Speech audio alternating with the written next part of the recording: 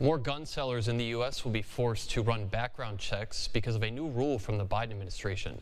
The president's team says this closes loopholes and prevents dangerous people from getting firearms. But Second Amendment advocates are promising to fight the new rule. Washington, D.C. correspondent Hannah Brandt breaks down the drama.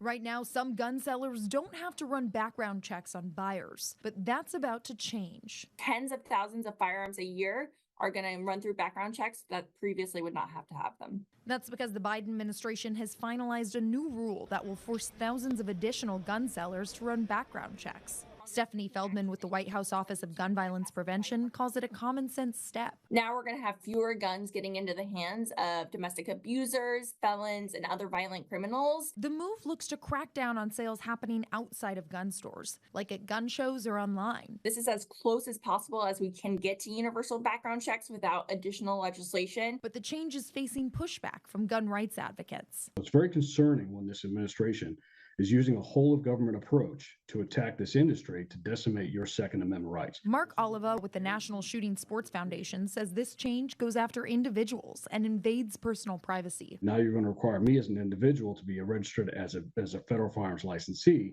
in order for me to transfer a firearm. In the bipartisan gun package passed 2 years ago, Congress changed the definition of a firearms dealer. The White House says this new rule just enforces that change. We're confident that this complies with the law and is executing a law passed by both Democrats and Republicans. But Oliva argues it goes too far. The Biden administration is exceeding its authority to implement gun control that's unconstitutional. And he expects this rule change to be challenged in court and by Republican lawmakers. In Washington, I'm Hannah Brandt.